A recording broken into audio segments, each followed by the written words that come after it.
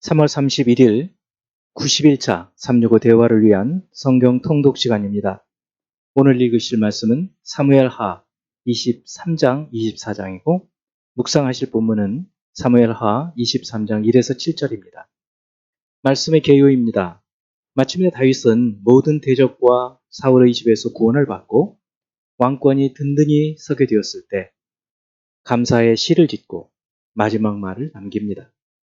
22장의 노래가 다윗의 통치 초기의 시라고 한다면 23장은 다윗은 말년에 그의 삶을 정리하며 지은 노래입니다.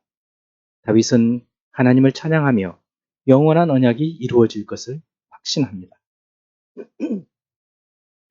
23장 1에서 7절에서는 현재적 이스라엘의 통치뿐만 아니라 미래의 의로운 왕에 의해 통치되는 메시아 왕국에 대한 갈망을 노래하고 8에서 12절은 다윗의 세 용사들과 그들의 공적 소개입니다.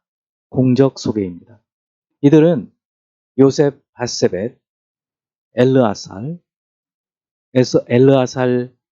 삼마 이런 사람들입니다.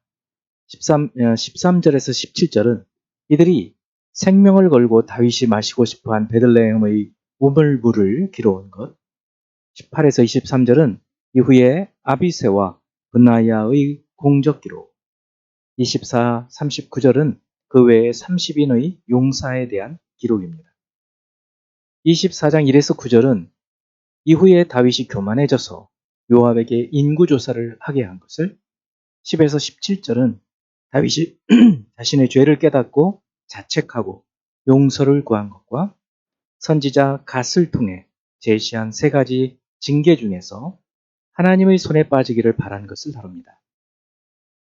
18에서 25절은 다윗이 갓을 통해 계시된 아라우나 타작 마당에서 제사를 드리자 하나님께서 긍휼을 베푸시고 전염병을 중단하신 이야기입니다.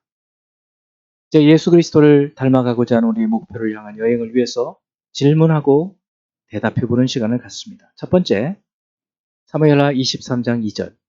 여호와의 영이 나를 통하여 말씀하시며 그의 말씀이 내 혀에 있도다. 하나님의 영과 다윗, 그리고 하나님의 말씀 사이의 관계를 이 말씀을 통해서 어떻게 설명해 볼 수 있을까요? 하나님의 영, 성령 하나님은 하나님의 백성에게 특별한 영감과 감동을 주셔서 말씀을 기록하게 하셨습니다. 다윗은 자신이 이와 같은 성령의 강권적인 감동하심으로 선지자적인 예언을 하고 있다는 사실을 확실히 알고 있었고 그 말씀을 기록하고 있습니다. 오늘날의 우리는 성령을 통해서 하나님의 영으로 기록되게 하신 이 말씀을 깨닫게 되고 깨달은 말씀 우리의 삶 속에서 살아갈 수 있게 하나님의 영을 통해서 그 영의 도우심을 통해 인도하심을 통해 살아갈 수 있는 것입니다. 두 번째, 사무엘하 23장 3, 4절 성령께서 다윗을 통하여 예언하신 말씀의 내용과 그 핵심은 무엇인가?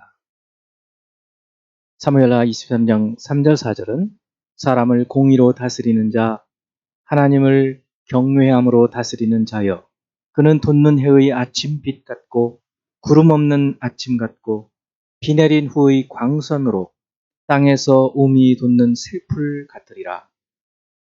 이 예언에 나오는 통치자는 앞으로 오게 될 메시아, 즉 그리스도를 말하고 예수 그리스도의 오심으로 성취되고 또다시 오심으로 완성이 될 것입니다. 다윗의 가문을 통해서 이루어질 것을 다윗은 확실히 알았고 그 언약하셨음을 말하고 있습니다.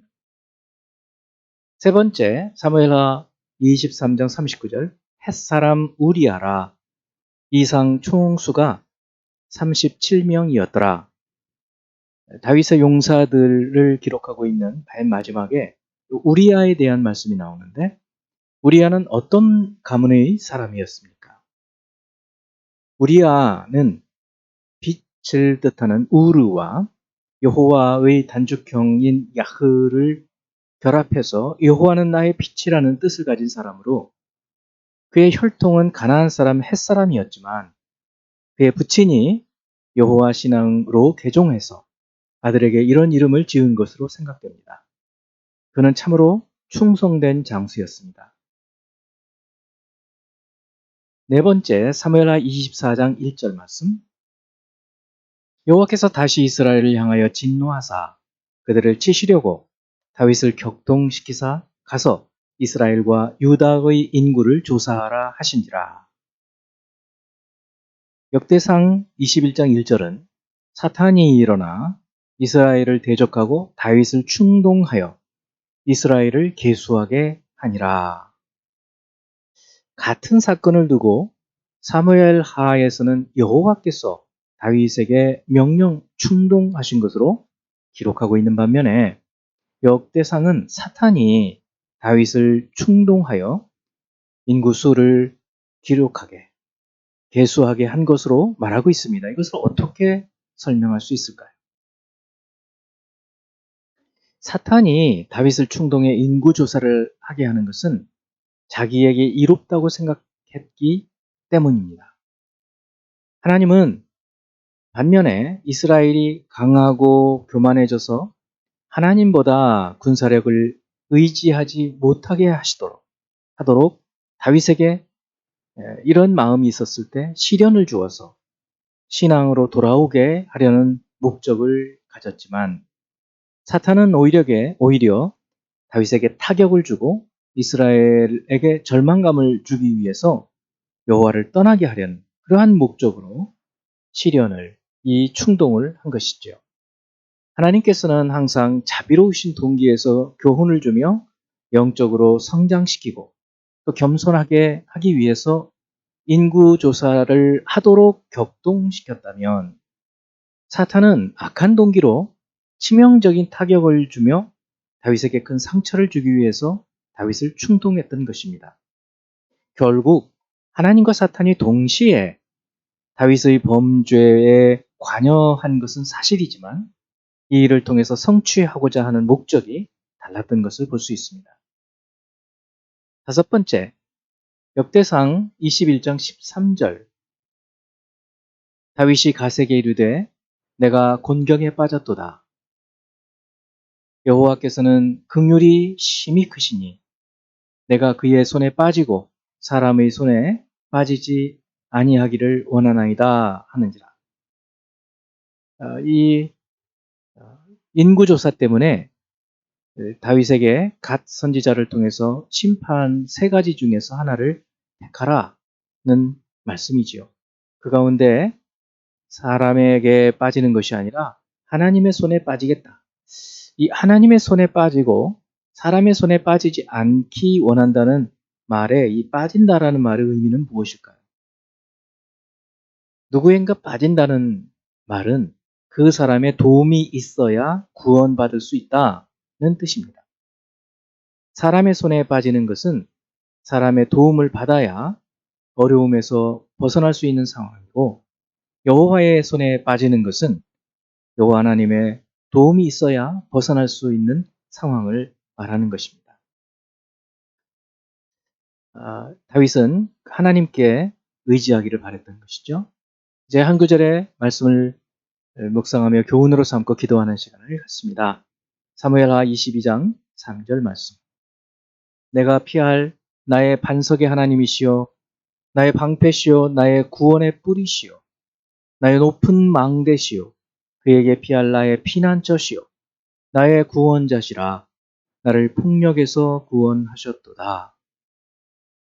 다윗은 그의 삶 가운데에서 생각에서 이념에서 하나님을 체험한 것이 아니라 그의 실제적인 삶 가운데에서 여러 위험 속에서 하나님을 의지하고 기도할 때 하나님께서 도우시고 건져주시는 것을 체험했던 것입니다. 그것을 시로 만들었고 그것이 찬양이 되고 노래가 되고 시편이 되어서 결국은 하나님은 그것을 하나님의 말씀으로 영감으로 하나님의 말씀으로 인정해 주신 것을 볼 수 있습니다. 오늘 저희들의 삶 가운데서도 우리의 삶의 응축, 삶의 정수가 되는 우리의 삶을 기록하고 하나님께 찬양하는 그러한 삶이 되기를 바랍니다. 기도하겠습니다. 하나님 아버지, 다윗의 삶을 돌이켜보며 그가 여러 위기 가운데에서도 하나님을 의지하여 하나님의 구원을 받고 그것을 찬양하며 노래하며 하나님께서 약속하신 것을 소망하며 살았던 것처럼 이제 우리는 예수 그리스도 안에서 우리에게 더 확실한 구원을 알려주시고 보여주시고 우리의 삶 가운데서 이 예수 그리스도 이름을 의지하여 기도할 수 있는 특권을 주셨사오니 주 예수 그리스도를 의지하여 살아가는 저희들이 되게 하여 주옵소서. 예수 그리스도 이름으로 기도합니다. 아멘.